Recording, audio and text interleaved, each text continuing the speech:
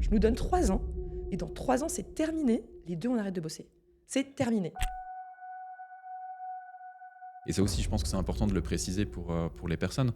C'est que nous, les vacances qu'on prenait, c'était à chaque fois pour de l'immobilier.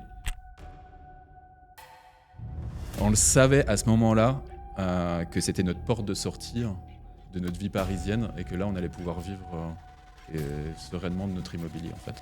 Moi, je me suis dit, Dorine, l'important, c'est que tu te fasses plaisir, que tu dures dans la durée.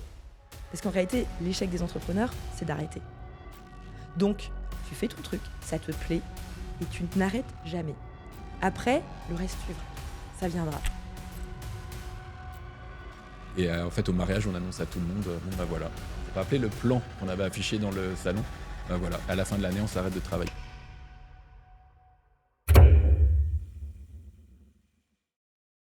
Hello les amis, bienvenue dans ce nouvel épisode d'Authentique. J'ai l'honneur d'accueillir aujourd'hui Dorine et Cyril. Merci beaucoup d'avoir accepté mon invitation pour faire cet épisode ensemble. Merci beaucoup.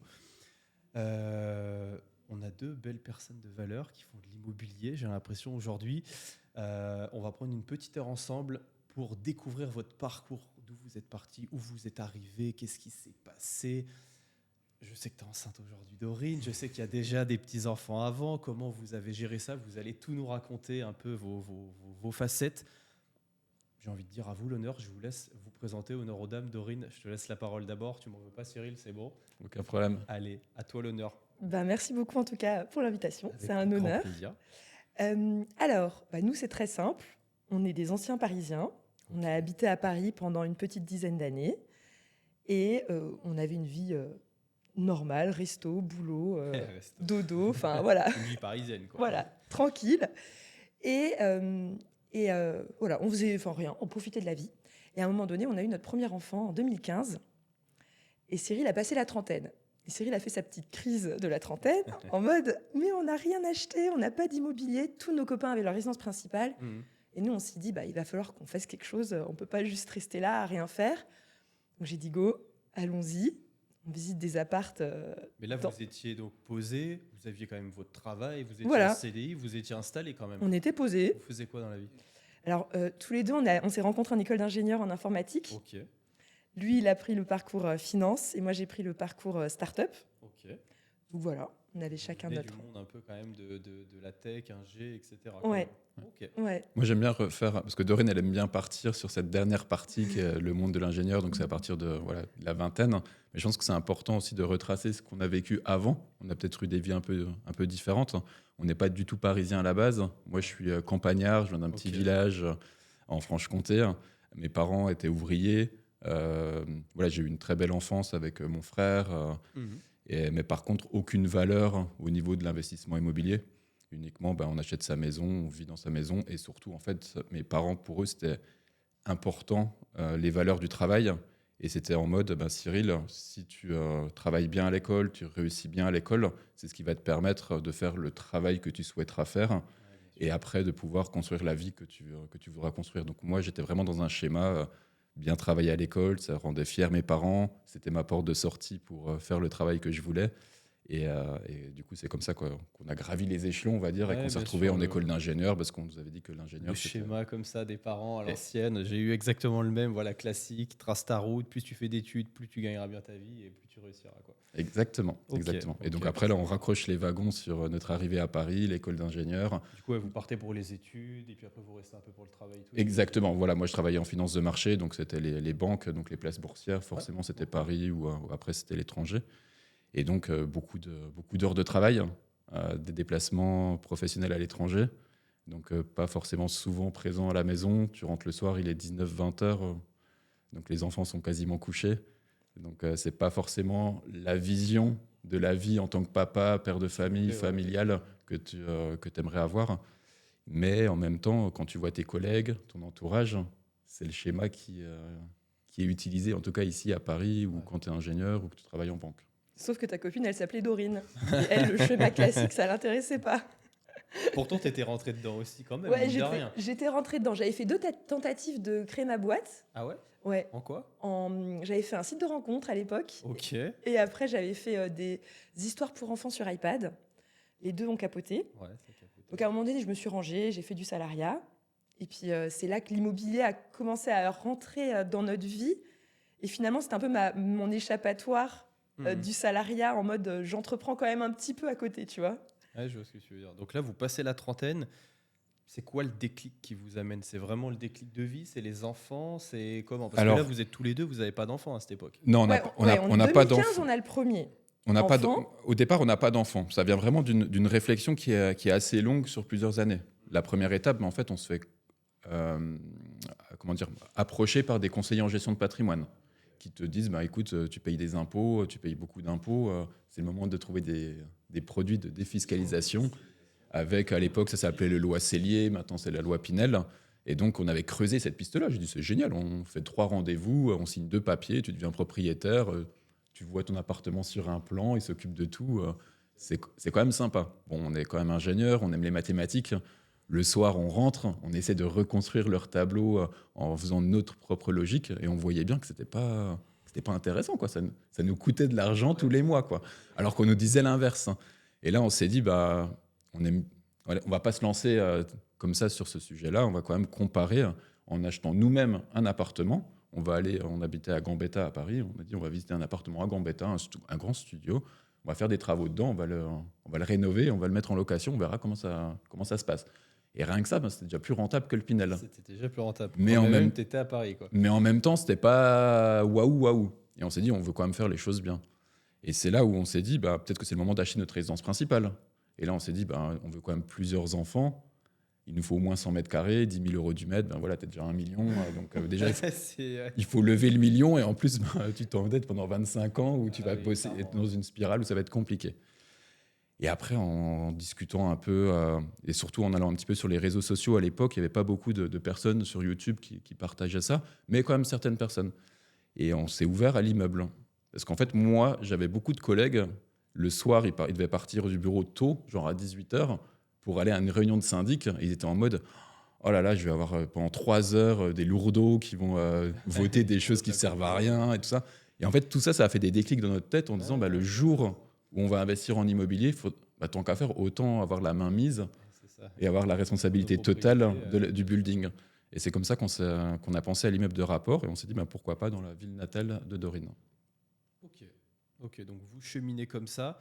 Vous faites vos premiers invests avant l'enfant ou après? Après, sinon c'est pas drôle. Sinon, c'est pas drôle. Ouais. Parce que tout ce que je viens de raconter, ça prend quand même plusieurs années. Oui, ça prend du temps, j'imagine. Entre-temps, effectivement, ouais. On a eu ce premier enfant, et c'est vrai que le premier enfant nous a incité à se dire ça y est, maintenant il faut qu'on prépare aussi la suite, notre famille, les finances. En tant que bon père de famille, tu veux prendre les arrières, les problématiques de retraite, on ne va pas rentrer dans le sujet, mais voilà, il faut préparer tout ça. Donc on s'est dit, bah, l'immobilier dans la pierre, c'est ce qu'il y a de plus sécure pour faire ça. Ok, et donc là, on est en quelle année pour le premier ? 1er décembre 2016, la signature. 1er décembre 2016, et donc j'en déduis que c'est un immeuble direct. Ouais, un immeuble direct. Quasiment au prix du studio à Paris. Voilà. Du coup, vous allez dans quelle ville le prendre ? Metz, c'est ma ville natale, ouais. Okay. Là où j'ai grandi. Donc il y a un local commercial et 4 appartes. Ok. Voilà, c'était propre. Cash flow positif à 500 € par mois à l'époque, parce qu'en fait, la magie de l'immobilier, c'est que tu augmentes tes loyers tous les ans. Donc maintenant, on est à plus de 1 000 € sur cet immeuble de cash flow. Mais en 2016-2017, on était à 500 €. Au moment du business case, effectivement. Ouais. Voilà. Pour nous, c'était déjà magnifique. Mais c'est bien pour une belle première opération. Ouais. Franchement, sachant que nous, on est vraiment longue durée. On est plutôt vraiment que de longue durée. Ouais, donc c'est du meublé à l'année, quoi. Voilà. Ouais. Okay. Donc on était contents. Et là, ce qui se passe, c'est que ça a fonctionné, mais au départ, c'était vraiment plus pour la retraite, en mode bon père de famille. Tu vois, on n'a pas encore cet esprit d'enchaîner, etc. Parce qu'on est sur quel montant sur un projet comme ça, à peu près ? Donc 273 000. Ouais, moi, j'aime bien préciser qu'il était à 320 000. Ouais. Voilà, moi, j'adore la négociation. C'est un sujet qui me passionne. Donc, du coup, je suis allé chercher ce terrain de jeu qu'est l'investissement immobilier pour justement aller apporter cette négociation. Donc, du coup, on est passé de 320 à 273 000 sur cet immeuble. Ouais. Après, je veux quand même prendre un tout petit peu de temps pour expliquer, parce qu'acheter un immeuble, ça ne sort pas de nulle part comme ça. Je ne vous cache pas qu'il y avait des craintes, des peurs au moment où on s'est lancé. Il faut savoir que nous, on n'est pas du tout bricoleurs. Pas Moi, j'aime mal. bien raconter la petite anecdote qu'on avait notre appartement parisien. Et j'attendais que mon papa vienne nous rendre visite de notre appartement pour accrocher un cadre Pour au accrocher mur. un cadre, Je savais qu'il y avait une notion de cheville par rapport de trou, de par perceuse, rapport de au cheville mur, pour voilà. le poids, ouais, je vois très bien. Mais j'étais incapable de tenir une perceuse dans les mains Ouais, et ouais, t'étais de pas faire des manuel, trous, quoi. quoi. Exactement, quoi. T'es tout dans la tête. Mais par contre, voilà, moi, de comprendre la théorie des travaux, de savoir qu'est-ce qu'il faut faire dans un premier moment, deuxièmement, troisièmement, ainsi de suite, ça m'intéressait. Et de suivre, finalement, après, c'est de la gestion de projet avec des ressources et tout ça. Donc ça m'intéressait. Puis au final, j'essaie, moi, de démocratiser aujourd'hui les travaux, hein. Je veux dire, aujourd'hui, on est utilisateur à temps plein de son propre appartement, de sa propre maison. Je veux dire, on sait que si on ouvre un robinet, ben, il faut bien qu'il y ait un tuyau en dessous qui récupère Il l'eau faut et qui va comprendre s'évacuer comment ça dans un marche. tuyau plus gros, Ouais. quoi. Donc une fois que tu as compris ça, il n'y a rien de sorcier finalement. Et on ne te demande pas d'aller tirer les fils électriques. Tu sais juste Oui, qu'il y a des c'est ça. fils électriques à tirer, il faut prévoir les gaines.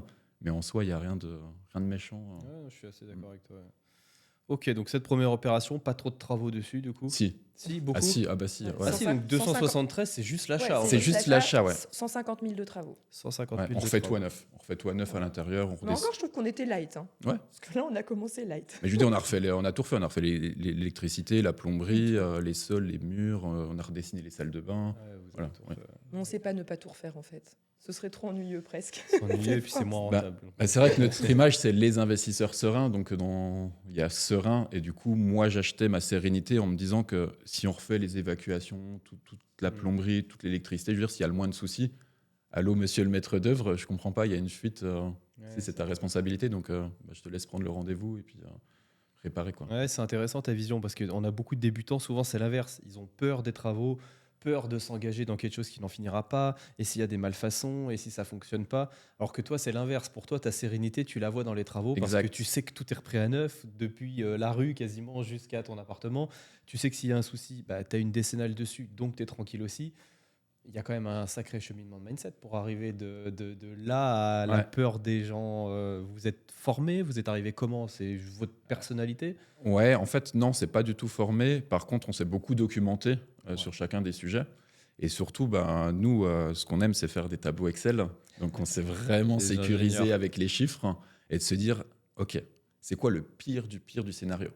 Le pire du scénario, en fait, c'est au moment où on l'achète, il y a un voisin en fait, qui sait que l'immeuble va s'écrouler et que c'est pour ça que l'immeuble est en vente.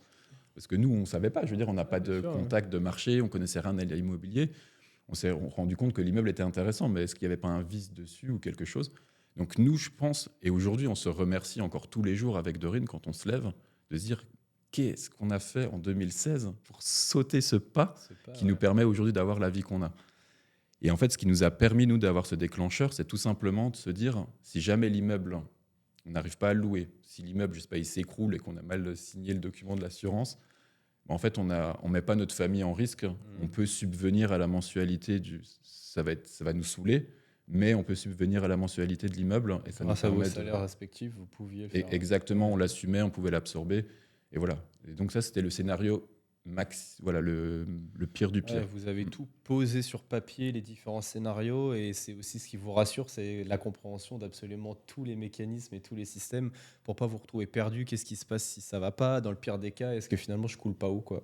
Ouais, c'est Exact. malin, c'est malin. Et Ok. le deuxième élément, c'est qu'après, on est dans un pays qui est quand même magnifique, la France, où on peut faire des prêts bancaires dans des conditions royales. On n'a pas la meilleure fiscalité, mais on a la Ouais. levée de fonds, l'effet de levier qui est quand même magique. Bah, c'est ça, tu c'est peux vrai acheter un bonheur. immeuble sans mettre ton épargne, tu peux acheter un immeuble, dire à la banque, écoute, je vais prendre 2 ans de travaux, donc je vais juste te payer 50 € tous C'est les mois ça, d'assurance, différé, et puis on se reparle dans 2 ans quand Ouais. mes locataires seront là pour...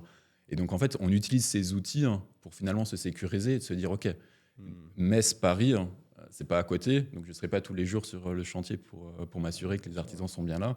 Donc j'aurai cette latitude, je sais que ça prendra un petit peu plus de temps, je l'accepte, je l'assume, j'ai ce différé qui me sécurise, et derrière, ben, on va faire les trajets une fois peut-être toutes les 2 semaines ou les 3 semaines. On allait Est-ce qu'un Paris-Metz, ça chantier, donne quoi en transport, etc., en termes de temps? 1h20 en TGV. Ouais. En TGV, Après, porte à porte, c'est plutôt 2 heures, quoi. c'est ça. Mm. Et parce que ça, c'est intéressant aussi. Souvent, on me le demande. C'est dur d'investir à distance, etc., de gérer surtout des travaux à distance. Vous qui l'avez fait, parce que moi, personnellement, j'ai jamais fait plus de 2 heures pour des travaux. Ça se fait pas? Vous le recommandez pour un premier invest ou Alors, c'est nous, du sport? Alors, pour moi, ça dépend du profil de la personne. Ok. Nous, c'est simple. Premièrement, tu vas payer plus cher. Et deuxièmement, tu seras en retard. Plus que si tu es à côté. Donc, en fait, si tu le prends tout de suite dans tes paramètres au départ, tout va bien. Je vois où tu veux en venir. Voilà. Ouais, c'est une question de vision. Si tu l'acceptes comme étant dans le deal, je sais que, et ça me va, je suis raccord. Oui. On aurait été sur place, ça aurait été 6 mois plus rapide. Mm. Enfin, on le sait. Parce qu'en fait, forcément, tu sais, quand tu n'es pas sur place, Bah, bien les sûr, artisans, c'est ils ont toujours des autres clients qui leur mettent encore plus la pression, qui sont encore plus relous. Donc, en fait, ils vont aller chez les plus relous. Évidemment. Et quand tu n'es pas là pendant 2 T'es semaines, pas là pour Si. dire tiens, il n'y a personne aujourd'hui sur le chantier, Théo. limite, il faudrait mettre une caméra. Tu Bah ouais, vois. non, mais Ça, ouais. ce serait pas con. Mais c'est quand même super intéressant parce que, si vous vous en rendez compte maintenant avec le recul, mais d'un point de vue mindset, d'avoir ce type de raisonnement, c'est quand même pas tous les débutants qui l'ont parce que le premier réflexe, c'est de se dire bah non, ça me fait peur, c'est trop risqué, c'est trop compliqué. Et de se dire je vais l'intégrer dans mes paramètres comme étant une variable qui est OK, c'est chaud de pouvoir se dire ça. Ça paraît aujourd'hui, on le fait tous les jours, donc ça paraît naturel, mais c'est absolument pas naturel pour tout le monde. Tout le monde va plutôt trouver la voie inverse. Non, c'est une difficulté, c'est rédhibitoire, je peux pas me permettre de perdre 6 mois, et puis ci, et puis ça, et puis la liste d'excuses finit par grandir. On se rend compte que finalement, des fois, c'est de l'acceptation, et en fait, mieux vaut 6 mois de plus que de pas faire le projet, quoi. Bah, Exact. Parce que la renta, finalement, ça ne l'impacte pas. Comme tu l'as dit, Cyril, tu es en différé. Donc, factuellement, oui, tu fais un petit peu moins de levier avec ton différé parce que tu le consommes un petit peu plus. Mais en réalité, quand on prend de la hauteur, pas besoin que toutes les cases soient optimales et soient au vert pour se lancer. En fait, tu t'aperçois que le projet, il est déjà largement rentable comme ça, quoi. Exact. Donc, ouais, non, ça, c'est cool. Ça, Et c'est après, je pense que, en tout cas pour ma part, hein, moi je me nourris dans justement quand les autres personnes nous disent oh, vous êtes des malades, qu'est-ce que vous achetez un immeuble, vous y connaissez rien, c'est votre premier achat. Et moi je sais qu'avec Dorine, ça me transcende et j'ai juste envie de leur montrer qu'en fait, Oui, que c'est en fait je vais me mettre encore 2 fois plus d'énergie pour vous montrer que ce que je suis en train de faire, je vais pas prendre le mur et que je vais vous prouver que c'est possible. prouvé par le résultat. Ouais. Ouais. Ok, super. Donc là, vous faites vos travaux. Vous avez, si je compte bien, un peu plus de 400 000 euros d'encours dessus. Voilà, Ouais, c'est ça. 420. Ok, 420. Et on avait un 2100, autre. mensualité 2100 et loyer, au début, ils étaient à 3005. Ouais. Depuis, ils ont augmenté. Mais Ils ont augmenté un petit Et on avait un autre enjeu aussi sur cet immeuble, c'est qu'il y avait le local commercial C'est ce que qu'on je ne vais dire. Qu'est-ce qu'on que ne vous avez maîtrise pas. fait du qu'on ne maîtrise pas. commercial?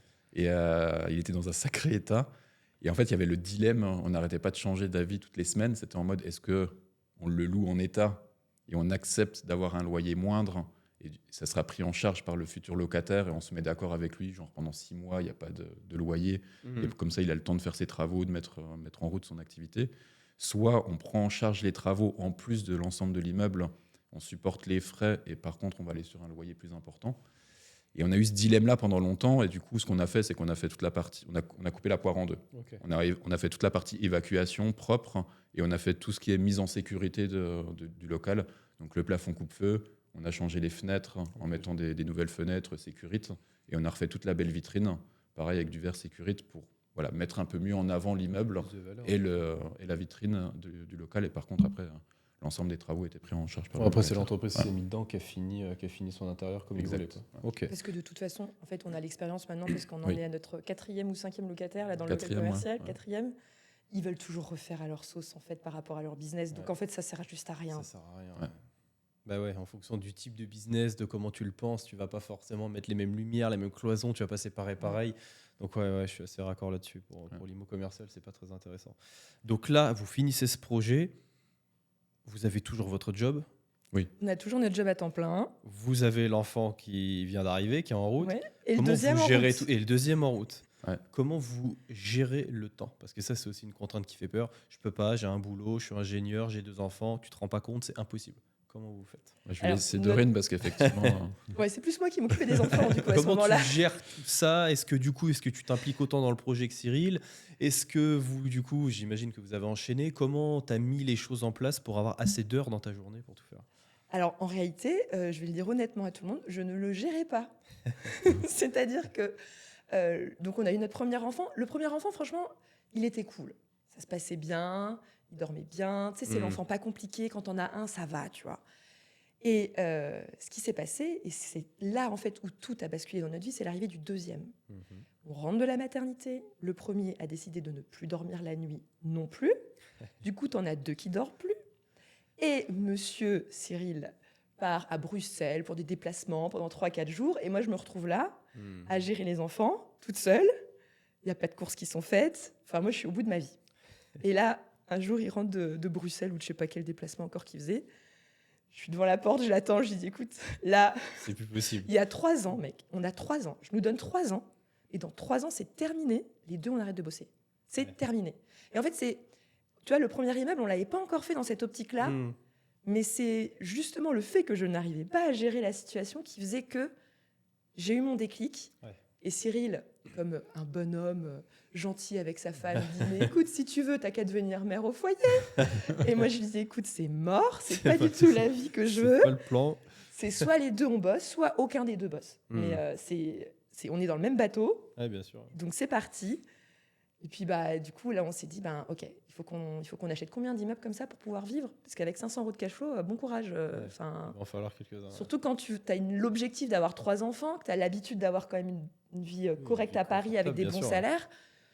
Donc on s'était fixé 3000 minimum de cash flow pour s'arrêter de bosser. Finalement, on est arrivé à 6500. Donc au final, Ça on va. était bien. On est bien. Mais je pense que c'est important de prendre un peu de temps sur cette phase-là, parce qu'en fait, à ce moment-là, il y a quand même une prise de conscience. Et donc, pour revenir sur ta question avec les enfants, Dorine aime bien le dire, en fait, soit tu te poses en victime et tu dis, bah, écoute, j'ai les enfants, tu sais, je peux pas, quoi. Je peux pas aller faire des allers-retours en train, je peux pas aller faire des visites avec un agent immobilier. Bah, en fait, tu te dis, bah, t'as pas le choix, quoi.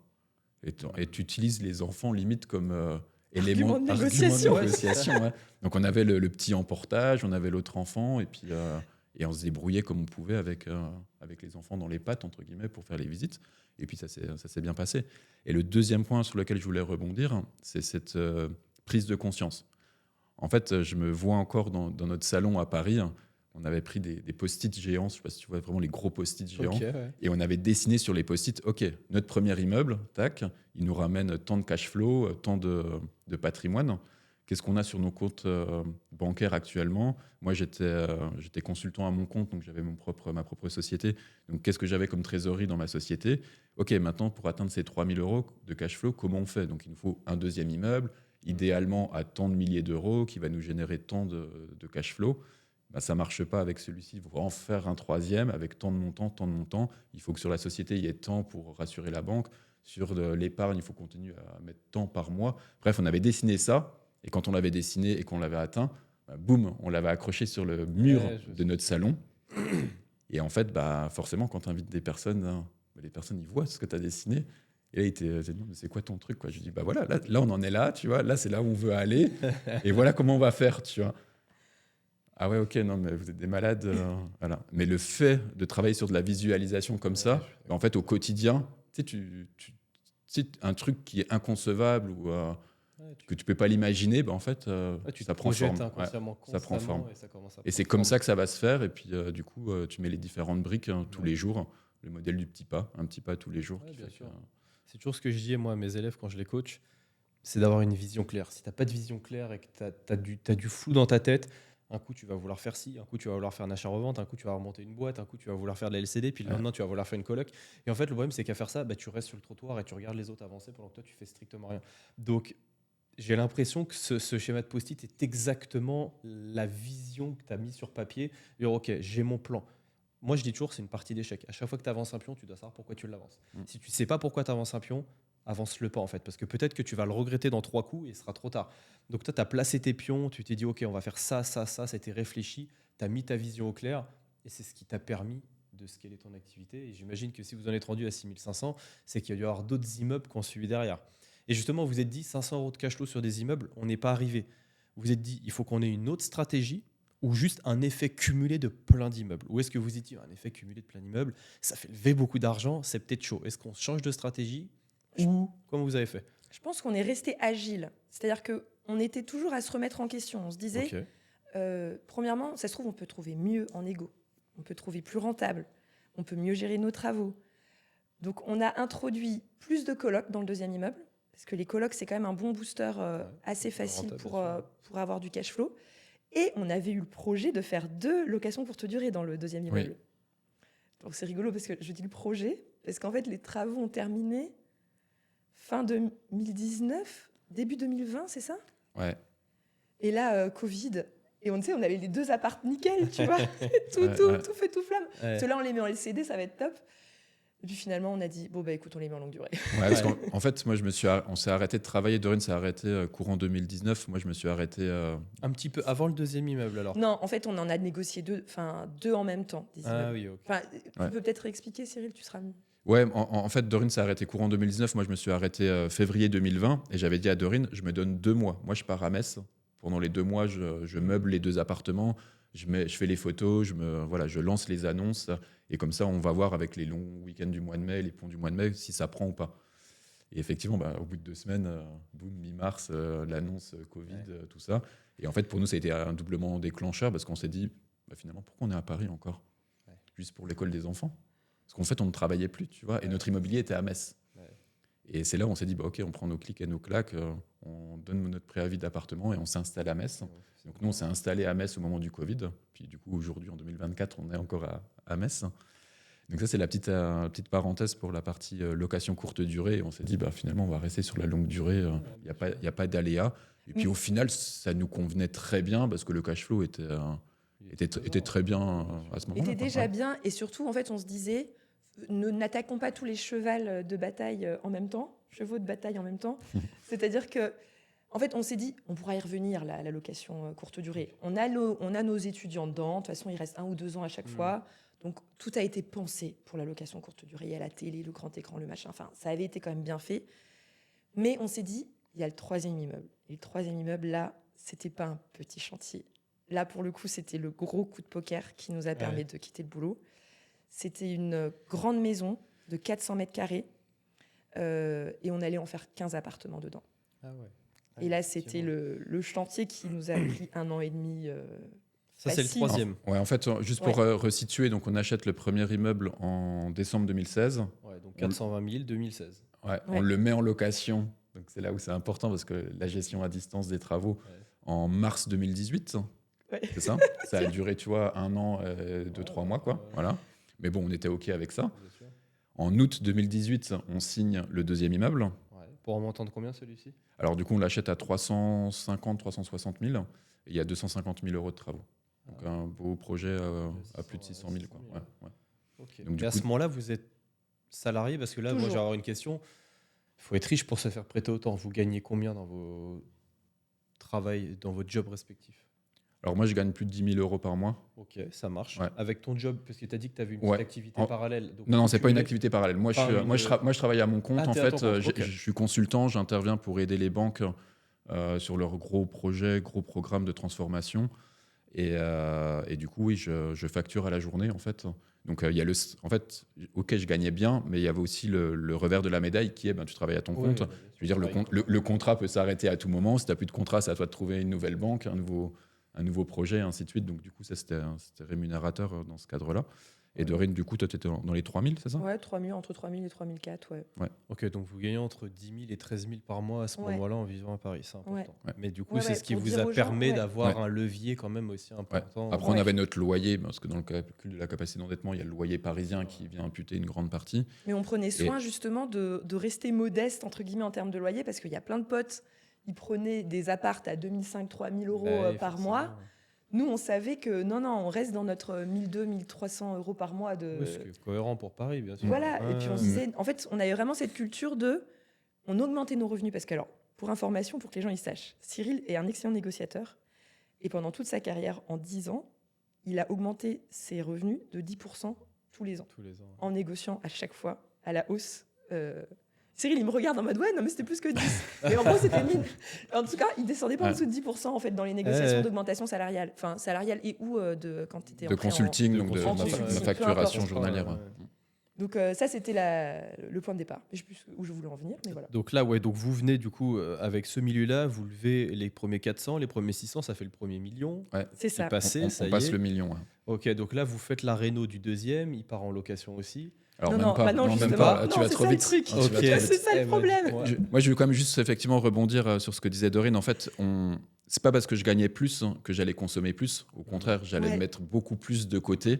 Et donc, aux yeux de la banque, j'étais le client idéal parce qu'en fait, j'avais l'argent de la société, j'avais l'argent de côté. Et donc, on continuait à engranger parce qu'on avait cette fameuse vision. Puis moi, je venais aussi d'une famille où 1 € est 1 € et tu sais pas ce que l'avenir te préserve. Donc, garde de côté les choses que tu peux mettre de côté.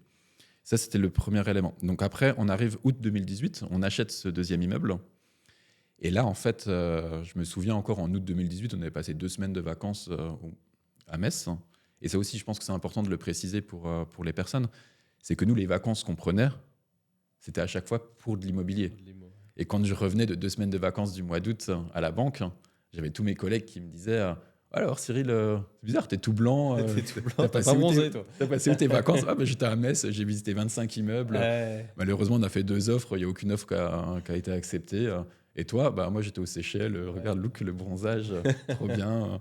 Voilà. Et c'est vrai que je me rappellerai tout le temps de ce septembre 2018, c'était dur psychologiquement, où tu as fait énormément de visites, tu as fait des offres, ça prend pas.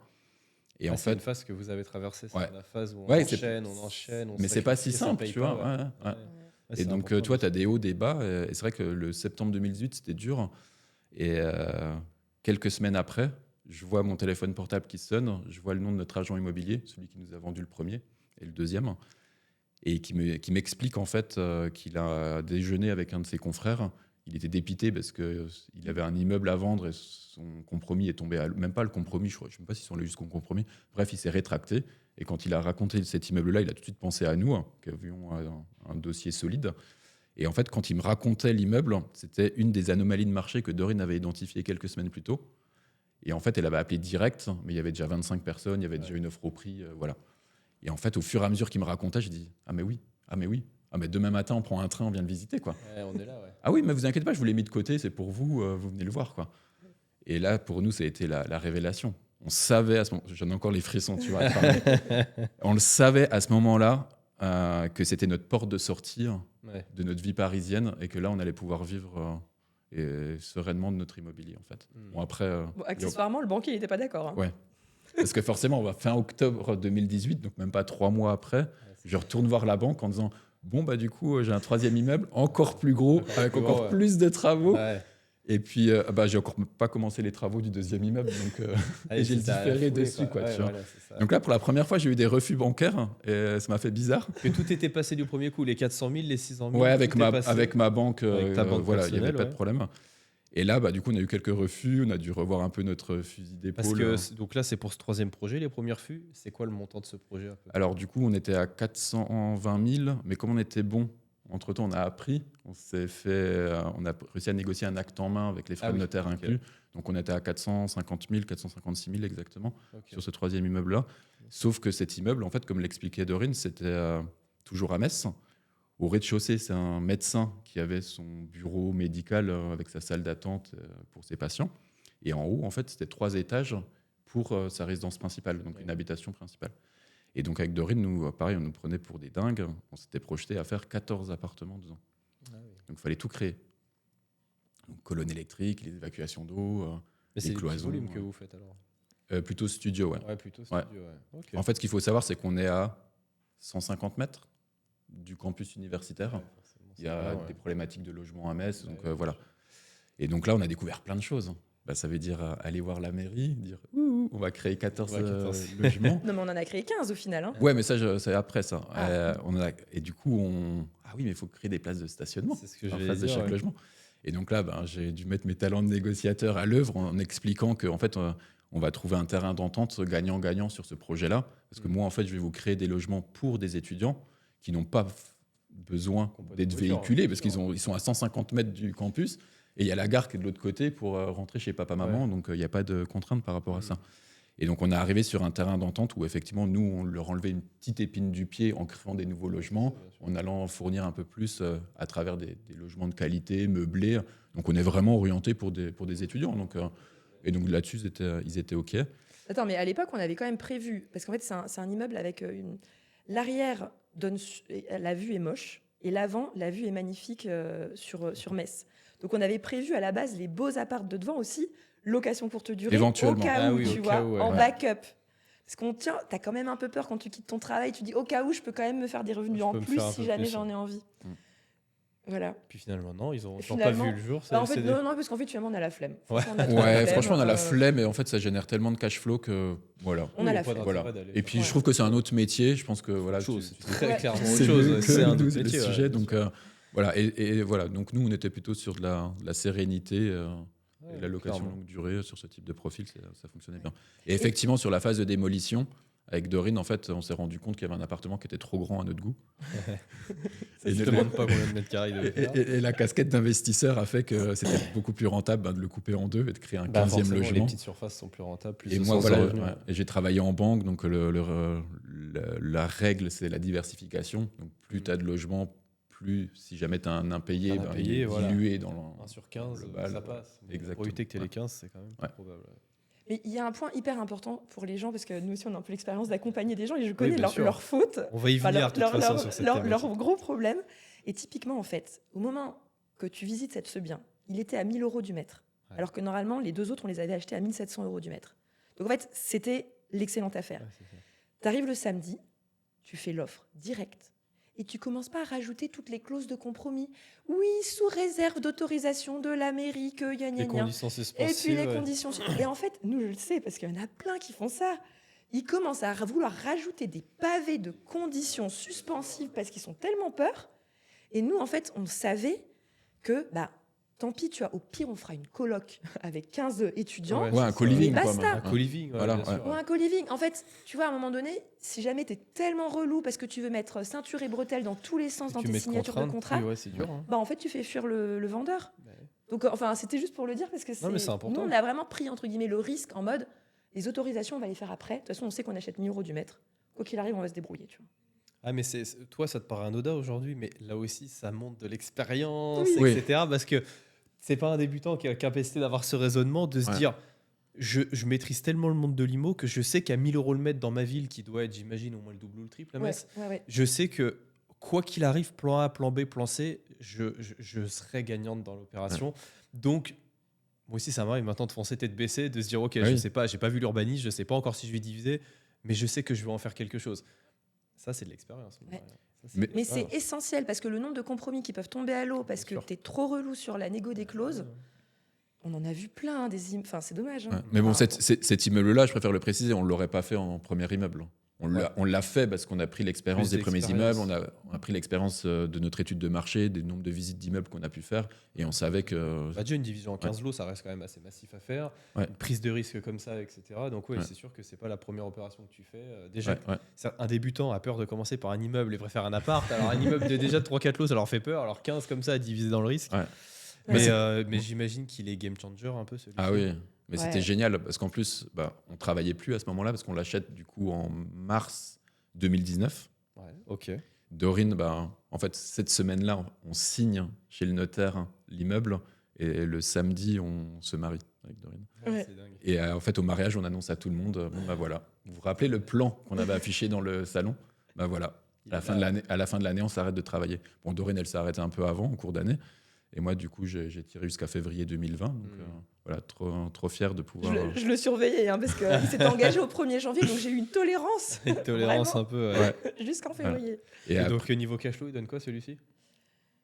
Alors, toi, tu connais mieux les chiffres. Ouais, Là, maintenant, on est à 11 000 € de approximatif. loyer. Ouais, sur il y a- les 15. On a 11 000 de loyer sur les 15 sur ce logements. troisième immeuble, ouais. Et on a combien de mensualités? On a mis du cash. On a mis un peu de cash, ouais. Contrairement aux deux autres, on a mis du On cash. est à 3600 de mensualité. Tu vois. Donc on est large. On est large, ouais. Ouais. Il fait plaisir celui-là. Ouais, Ouais, celui-là, il fait plaisir. Et En puis, fait, moi, j'ai appris plein de choses au niveau des travaux. Je me suis fait plaisir parce que forcément, on a acheté en mars 2019.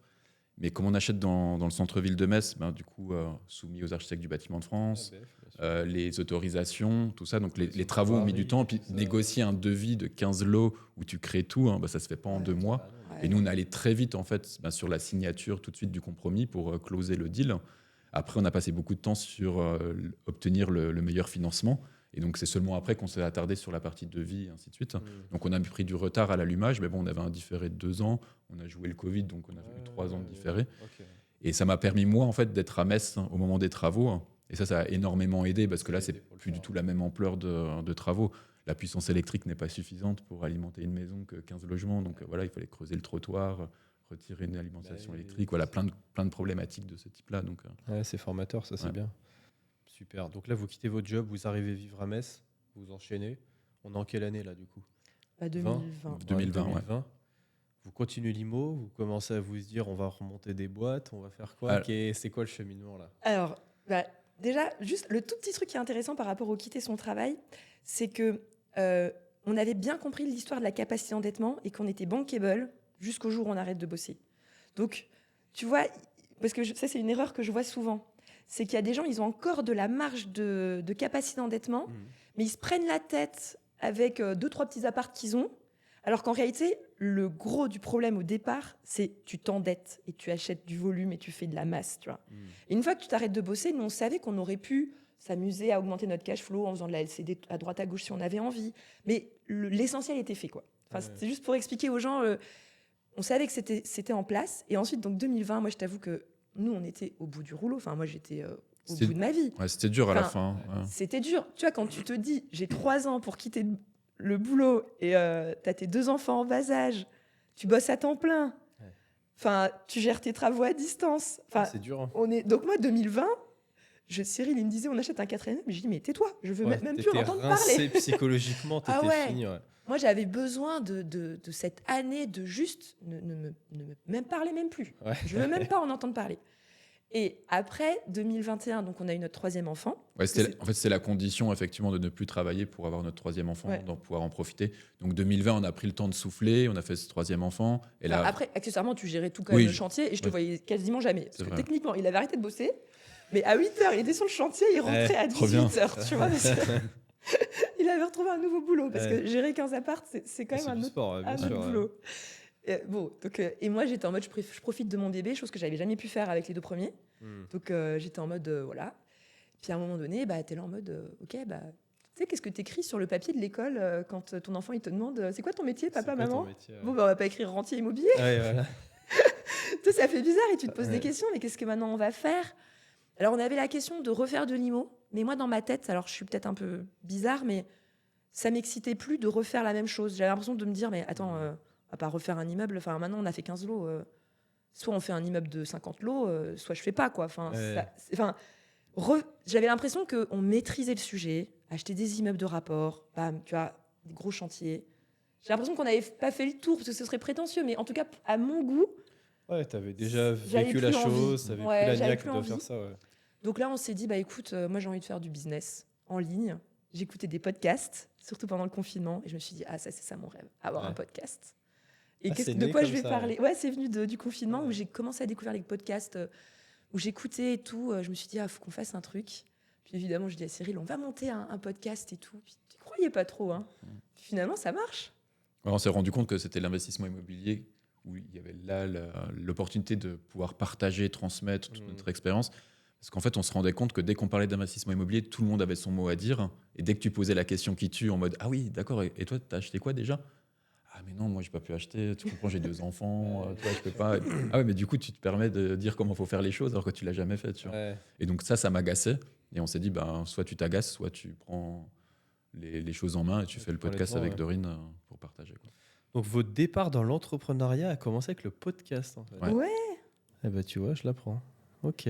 Et donc c'était quoi le nom de ce podcast? Les investisseurs sereins. Les investisseurs sereins, je voulais te En faire mars dire. Ok. 2022. Ouais. Mars En 2022. mars 2022, vous Ouais. débutez l'aventure des investisseurs sereins Ouais. avec le podcast. Et c'est quoi, podcast en ligne? Pod- Sur les plateformes, je veux dire, Ouais, pas de voilà, vidéo, sur c'est toutes sur les, une plateforme en ligne, audio, Deezer, purement audio. Purement audio, ouais. Ok. Purement audio. Et alors, c'est rigolo parce que donc là, pour le coup, là, on a commencé un petit peu à évoluer en termes de mindset. On s'est fait former en entrepreneuriat, tu vois. Ouais. Ah, par contre, là, vous avez Ouais, fait là, on a formation commencé. entrepreneuriat. Ok. En vrai, pendant notre parcours d'investisseur IMO, on avait pris ponctuellement des formations très, très thématiques, tu vois. Genre fiscalité, Ouais, etc. Ouais. des trucs un peu plus... voilà, on était en Niché mode... dans Ouais, sur des thématiques, besoins qu'on avait ouais. peur. Bon, mais bon, c'est à l'époque, je sais pas, il y avait pas ces accompagnements où tu avais vraiment un contact avec les gens. C'était vraiment, tu étais à vidéo, c'était pas pareil, Ouais, tu vois. C'était du e-learning pur et dur Oui. en Ouais. autonomie, c'était complètement différent. C'était pas ça. Donc, mais bon, ça nous a quand même aidé. Et donc, on s'est fait accompagner. Et là, on nous a dit, bah oui, mais du coup, moi, j'avais le podcast, mais personne n'écoutait. Ouais. Ah non, mais il faut des réseaux sociaux. Des réseaux quoi? Des réseaux, ouais. Du coup, il faut un compte Instagram. Mais c'est quoi ça, Instagram? Bah, nous, on est parti vraiment de zéro en Je 2000. savais pas ce que c'était que des Reels, des stories. Ah ouais, Ah on n'était ouais. pas du tout réseaux bien sociaux. sûr. Moi, j'étais un peu sur LinkedIn parce que dans ton travail, c'est ton Ton CV. boulot, Quoi. Donc, Ouais. donc voilà, mais on Donc n'était pas du tout 2022, on se actifs. met à tout ça. On lance ça tranquille, mais avec une sérénité qui est quand même agréable parce que c'était pour mettre du beurre dans les épinards. Oui, quoi. voilà, C'était c'est juste du plus, c'est du bonus, ouais, bien sûr. Tu vois, on savait qu'on pouvait vivre tranquille déjà avec Limo. Et du coup, vous l'avez conçu comment ce podcast? Comment il arrive de vous dire, OK, je le fais, certes c'est du bonus, mais je veux le monétiser. Est-ce que vous avez pensé la monétisation directement? Est-ce que vous avez réfléchi en termes de finances ou c'était juste du plaisir pour partager au début? Alors, moi, c'est vrai que j'ai bien travaillé mon mindset en écoutant pendant 1 an des podcasts d'entrepreneurs pendant que j'allaitais ma petite troisième. Donc, j'ai vraiment eu le temps de mûrir. Et j'ai eu un déclic qui est hyper important pour les gens qui veulent entreprendre, c'est que donne sans compter et un jour tu recevras. Enfin, c'était vraiment, j'avais compris que le mindset de oui, mais si tu donnes ça, du coup, les gens, ils auront tout. Du coup, faut pas en dire trop. Enfin, tu vois, le mindset de rétention d'informations, moi, j'avais compris que c'était pas bon du tout. Donc, moi, je me suis dit, Dorine, l'important, c'est que tu te fasses plaisir, que tu dures dans la durée. Parce qu'en réalité, l'échec des entrepreneurs, c'est d'arrêter. Ouais, bien sûr. Donc, tu fais ton truc, ça te plaît, et tu n'arrêtes jamais. Après, le reste suivra. Ça viendra. Et donc, on a commencé à vendre seulement en fin 2022, nos premières ventes. Ouais. Novembre 2022. Automne 2022. Ouais. Et en mode tranquille, quoi. On commence, on fait Et nos là, vous membres. vendiez quoi à cette époque? Alors nous, on a tout de suite fait toujours des accompagnements avec un côté où on connaissait vraiment les clients. On s'était dit, on fait petit, on commence petit. Voilà, on était... Ouais, donc du coup, ces plateformes de formation en ligne, avec toutes les étapes qu'un investisseur immobilier doit maîtriser. Et après, il y a coaching individuel et coaching collectif pour aller justement aller plus loin sur tout ce qui est peur, crainte, point de blocage. bien Quoi. sûr. Mais forcément, au début, tu as peur, alors tu donnes plein d'individuels, parce que et puis après, au fur et à mesure, tu sais que tu as de plus en plus de clients, donc quand tu t'entreprends, tu prends la confiance, dans le bon sens du terme. Bah, c'était nouveau pour nous aussi de coacher, d'accompagner des personnes dans l'investissement immobilier, donc c'était aussi un nouveau métier surtout pour nous. Surtout une nouvelle formation, ça veut dire du matériel, photos, vidéos, c'est des nouvelles compétences. Et vous avez fait la transition comment? Alors, en douceur, étape par étape. Nous, on n'est pas des entrepreneurs bourrins. Nous, on va dire, on a notre vie de famille, c'est la prio. Ouais. Enfin, on a toujours été quand même assez cool en entrepreneuriat. Ouais, parce qu'en fait, l'investissement immobilier nous a permis d'arrêter notre travail, mais derrière, c'était pour nourrir en fait la vie de famille. Donc nous, ce qui est important, c'est d'aller récupérer nos enfants à 16h à l'école, d'aller faire des activités avec eux, de faire les devoirs. Le mercredi, on est complètement dédié à eux pour les activités, les choses avec eux. Le week-end, c'est pareil. Donc finalement, quand tu t'enlèves déjà tout ça, il te reste... Ça, c'est toujours le cas là, aujourd'hui. On parle, ouais, tout à fait. Après, je ne dis pas que c'est toujours simple de trouver l'équilibre entre la vie familiale et le business, parce que forcément, des fois, on a un petit peu de frustration. Ouais, parce des que, fois, c'est dur. En fait, c'est comme si tu as un enfant, puis tu as ouvert la malle au trésor, et puis en fait, tu as plein de jeux. Puis en fait, tu es là en mode « Ah, mais je peux pas jouer à tous les jeux en même temps, et tout ça. Ah, mais il est déjà 16h, il faut aller chercher les enfants. » Et en fait, c'est génial. On s'épanouit énormément, on apprend plein de choses. On a ce côté où... on teste des choses et on a l'impression que c'est infini, quoi. Et on voit les perspectives aussi, quoi. C'est dingue quand même. Donc du coup, vous devenez multi-investisseur. Il y a eu un 4e immeuble ou pas derrière qui a suivi? Alors, pas encore. Pas encore. Ça, c'est le projet. C'est le mais projet. Justement, là, je suis en mode, OK, je veux pas qu'on refasse comme avant parce que là, techniquement, j'ai pas l'énergie ni l'envie de refaire comme avant. Tu vois? Parce que je sais ce qu'on a vécu. Je sais pourquoi je l'ai vécu, mais je ne vais pas refaire la même chose. Donc là, on est en train de travailler, à s'associer avec nos frères respectifs pour acheter gros. Mais il va falloir qu'on trouve l'équilibre parce que je ne veux pas non plus qu'on y passe un temps plein à gérer le chantier. Donc c'est parce qu'on n'a pas le temps, là, on privilégie le business. Donc c'est ça qu'il faut qu'on... Là, aujourd'hui, vous êtes plutôt sur la phase business, vous laissez tourner votre immo Ouais, et vous développez votre entreprise. Beaucoup de formation et d'accompagnement, vous accompagnez les particuliers à faire la même chose que vous, tout simplement. Ouais, la plupart des gens, ils achètent des immeubles avec nous. Ouais. On attire ceux à quoi on ressemble, c'est logique. Vous communiquez là-dessus, c'est ce que vous avez fait, c'est votre expérience, c'est ce que vous pouvez montrer, etc. C'est ce qu'on puis c'est ce qu'on aime en vrai. Tu vois, moi j'adore. Quand tu as des gros clients, notre plus grosse cliente, là, elle est sur un projet à 950 000. 15 appartes. 15 appartes, elle va faire mieux que nous, je pense, encore. Enfin, je sais pas, elle va faire un peu un projet similaire, en tout cas que le 3e. Et accompagner ce genre de projet, c'est le Graal, quoi. C'est de la gratitude, ça, c'est bien. Après, on accompagne aussi des plus petits, tu vois. Oui, des débutants de tous les niveaux. On s'adapte au projet de chacun, aux finances de chacun aussi. Ouais. Et aujourd'hui, justement, ça donne quoi un peu? Ça, c'est les investisseurs sereins qui se sont développés, entre guillemets. On est passé du podcast à l'accompagnement, entre guillemets. Ouais. Et ça représente, vous avez accompagné combien de personnes jusqu'à présent à peu près? Alors, moi, je sais pas en nombre, mais nous, on est des petits. Enfin, moi, je nous considère comme petits. Après, la première année, on n'avait quasiment pas fait de chiffre d'affaires. Au début, en fait, on avait commencé petit. On s'est dit, on va prendre des groupes de 10 personnes Ok. pour qu'on puisse s'impliquer, que nous, Et on puisse apprendre. maîtriser. Ouais. Parce Donc, que, attends, j'ai découvert un truc. Coacher des gens en IMO, tu crois que tu vas parler d'IMO. Mais en fait, t'es à moitié un psy, quoi. Ouais. Tu dois écouter les Dans peurs tous des les gens, domaines, les ça, j'ai rassurer, l'impression. gna gna gna. Moi, je m'attendais pas à ça, tu vois. Donc déjà, il faut que tu apprennes le métier Ouais. de coach IMO. Bien sûr, c'est tout un monde d'être pédagogue, savoir faire en sorte que la personne arrive à passer à l'action. C'est là que tu t'aperçois, et c'est pour ça que le monde de la formation, de la formation et de l'information est en train de mourir aujourd'hui, c'est que de l'info, mais t'en fais rien. Si t'as que de l'information, tu n'en fais rien. Il y a un gap entre avoir de l'info et savoir la mettre Mais oui. en pratique. Il y a un gap qui est purement mental, très Ouais. clairement purement mental. Et moi, je le vois aussi, forcément chez Real Life. Bah ouais. Tu as X personnes qui ont suivi techniquement la même théorie, mais en fait, tu n'en as que quelques-uns qui vont réussir à passer à l'action. Donc la différence, c'est ce qu'ils ont entre les deux oreilles, c'est leur force mentale, c'est leur capacité. Donc en fait, quand tu coaches, tu fais de la psychologie quoi, pour débloquer. C'est ça le vrai talent d'un coach pour moi. Et c'est pour ça qu'aujourd'hui, l'accompagnement, pour moi, c'est roi. C'est qu'il faut venir débloquer, faire sauter des peurs, faire sauter des croyances, pousser. Et ça, c'est limite plus important que savoir exactement comment fonctionne une SCLIS. Ça, c'est toujours ce que j'aimais. Ça, c'est faire ses devoirs. On va les faire, nos devoirs. Ça, c'est facile. Maintenant, il y a un monde entre faire tes devoirs et réussir à avoir cette petite empire, entre guillemets, dans la vraie vie. Quoi. Ouais. C'est intéressant. Ouais. Et en fait, c'est pas une question de nombre de connaissances qu'on a, parce que des gens qui ont plein de connaissances, il y en a plein. Bien sûr. Les premiers de la Mais, classe, il y en a plein, mais voilà. c'est pas la question. On est d'accord. Donc, je vous laisse reprendre. Donc, vous commencez un petit peu petit groupe de 10. voilà, Ouais. donc on avait 2 groupes en parallèle de 10. On vendait pas cher aussi, parce que forcément, nous, on n'avait jamais vendu en ligne. Hein. Ouais.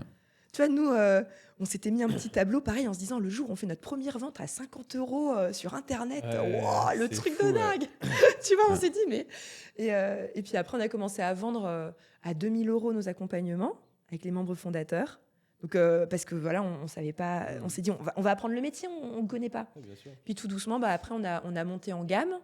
On a appris, on a structuré nos coachings, etc. En 2023, on a fait 60 000 € de chiffre d'affaires.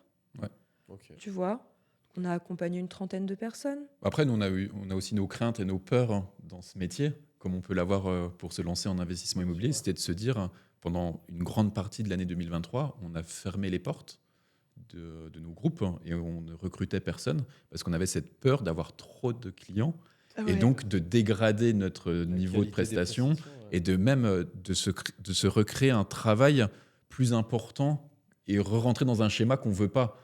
Et donc, tu sais, se recréer en fait une prison dorée, en fait, on voulait pas. Et comme nous, on s'implique personnellement dans chacun des projets, même notre faculté mentale se disait, Dorine, elle me disait, mais attends, au bout de 30 clients, tu sais, je peux plus me rappeler des projets de chacun et ainsi de suite. Ouais. Et donc, on a eu un travail à faire à ce niveau-là et de refondre notre programme d'accompagnement, de structurer différemment, d'être plus complémentaires et de mieux se séparer nous, on a la force les zones. d'être deux.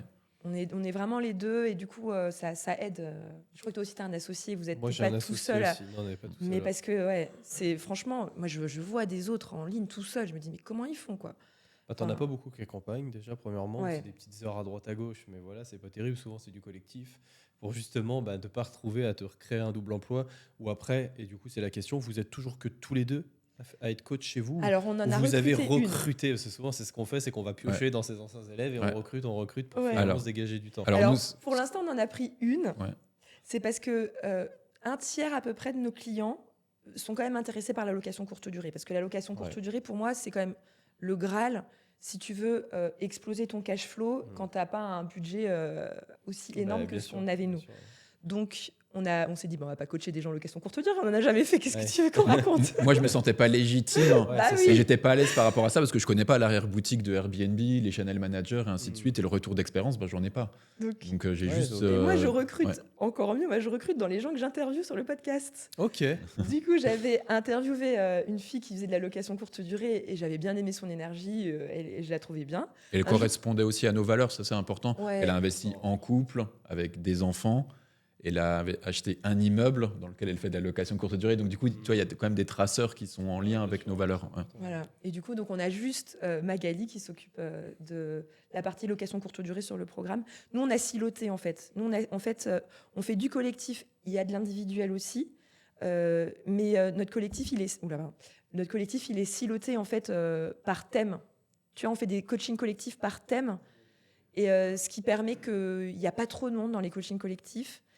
Et en fait, à un moment donné, je passe la main. Tu vois, moi, je m'occupe de la recherche de la bonne affaire. À un moment donné, c'est Cyril qui reprend après sur la partie financement bancaire. Ok. Tu vois, chacun a son expertise et on organise. Tu vois. Sûr, ouais. Voilà. Ouais, Aujourd'hui, ça on fait marche. comme ça. Ok. Voilà. Et puis à côté de tout ça aussi, on continue aussi à se faire plaisir sur l'investissement immobilier. On n'en a pas encore parlé, mais Ah oui. et ça on en parle très rarement sur les réseaux. Maintenant, C'est on a qu'on envie est de savoir. Ici. Oui, les détails. Mais Il faut c'est aller pas au des bout, là. détails. C'est pas des détails. En fait, on continue à investir en immobilier de manière plus passive. Et donc là, on a créé une société de co-investissement au Canada. Ok. Ouais. Et du coup, on achète des immeubles en co-investissement au Canada. Et pourquoi le Canada? Parce qu'en fait, on est sur un autre continent, une autre devise, un autre gouvernement. Donc pour nous, ça nous permet de sécuriser en fait nos avoirs et nos actifs. Et après, on connaît personnellement la personne qui gère sur place les choses, qui habite là-bas. On Et est co-investisseurs passifs. Hein. ouais. Nous, on fait juste partie du board une fois tous les 3 mois. Ils nous présentent l'avancée, ils nous demandent notre avis sur certains Ouais, trucs, bien mais sûr. c'est tout. Ouais. Vous Du mettez coup- des billes dans une opération. Ouais, Ouais, c'est on ça. va Du juste coup, l'argent. Sur fonds personnels, j'imagine. Ouais, du coup, complètement. c'est ça, vous qui c'est ça. mettez sous forme d'apport pour vraiment Exact. diversifier. Mais ce qui est génial, c'est que du coup, c'est la société qui fait effet de levier Ouais, bien sûr. avec notre cash. Ok, Donc je en fait, vois très, on très s'est dit, bien, c'est ouais. trop bien. Ouais. C'est Et en fait, écrit nulle ça part, en plus, permet ça. aussi d'ouvrir les yeux sur le fonctionnement dans d'autres pays. Je parlais tout à l'heure qu'on était dans un pays magique pour investir en immobilier avec le financement bancaire. C'est là où tu te rends compte que les conditions ne sont pas du tout les mêmes outre-Atlantique. Sur les taux qui sont... tu peux pas dire... tu sais, quand je leur dis, ouais, moi j'ai loqué un taux pendant 25 ans, là, Ouais. à 1 et quelques. Ah ouais, mais non, en fait, nous, tous les 5 ans, tu es obligé de repasser par la case du taux actuel. Oh, Quoi. bah ouais, c'est ça. Le différé, on ne connaît pas. Le financement des travaux, non. Ouais, c'est Tu autre vois, chose, c'est hein. autre chose. C'est vrai que Et tu as la l'apport, chance, il faut mettre 20% sur la table. Quoi. Donc, c'est autre chose. Ouais. ouais, c'est autre chose. Donc voilà, donc on est content aussi de cette diversification-là. Ouais. Bah, c'est beau, c'est un beau parcours, tout ça avec 3 enfants, le 4e en route, c'est Ouais, ça. c'est ça. Ouais. Donc moi je pense que les auditeurs ils vont voir un peu ce qu'on peut faire, ça va casser un peu d'excuses de se dire la semaine j'ai pas le temps, des boulots à plein temps, des déménagements, des travaux, des enfants à gérer, des entreprises qui s'ouvrent. Et moi ce que je retiens, parce que j'ai des mamans preneurs etc, mais de me dire j'arrive encore à bloquer à partir de 16h, je bloque mon mercredi etc, finalement on a du temps. On a Ouais. du temps, il suffit de se l'organiser, de mettre des priorités et finalement on a du temps pour faire les choses. Super inspirant. J'ai une dernière question pour tous les deux. La question du podcast absolument essentielle. Si vous aviez un conseil, le conseil le plus authentique à donner à quelqu'un qui voudrait se lancer, quel serait-il? Vraiment le conseil authentique qui a été game changer pour vous, avec le recul. Moi, c'est vraiment le conseil que je donne tout le temps. C'est en fait, parce qu'en fait, je vois trop de personnes qui se documentent, qui s'informent, qui prennent des formations, qui font plein de choses, qui passent énormément de temps, qui en connaissent, je pense, énormément sur le sujet. Mais en fait, quand tu leur poses la question, tu as fait combien de visites? Ah oui, mais non, tu comprends. En fait, c'est juste passe à l'action, quoi. Je te demande pas d'acheter. Je te demande juste passe à l'action. Appelle un agent immobilier, va faire des visites, fais des offres. Et après, tu découvriras les choses au fur et à mesure. Après, voilà, il y a plein de solutions avec la formation, l'accompagnement, peu importe. Mais juste passe à l'action. Ok, super, je le valide à 100%. Et toi, Dorine, ça serait quoi? T'as Moi, je pas ferais le droit de dire le même. Ouais, je vais faire un conseil de maman. Allez, vas-y, avec ton Pour les expérience. mamans. En fait, moi, je me suis mise une règle quand mon enfant est né. N'utilise jamais ton enfant comme excuse.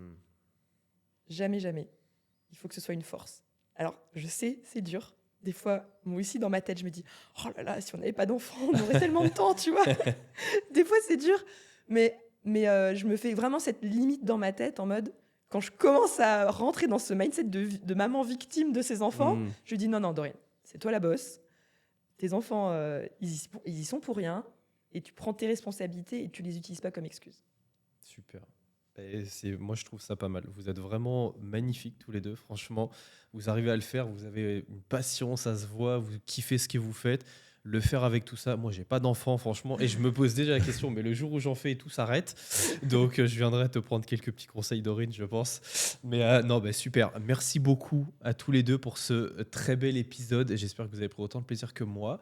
On peut vous retrouver où sur les réseaux sociaux, les investisseurs sereins, c'est ça? Exactement, nous on a le même nom partout, les investisseurs sereins pour le podcast, Instagram les investisseurs sereins. Voilà. Ouais, et bah super. Bah, n'hésitez pas à aller les suivre si vous voulez avoir des beaux audios et des informations super pertinentes. On se retrouve dans un prochain épisode, les amis. Merci beaucoup. C'était authentique. Ciao, ciao.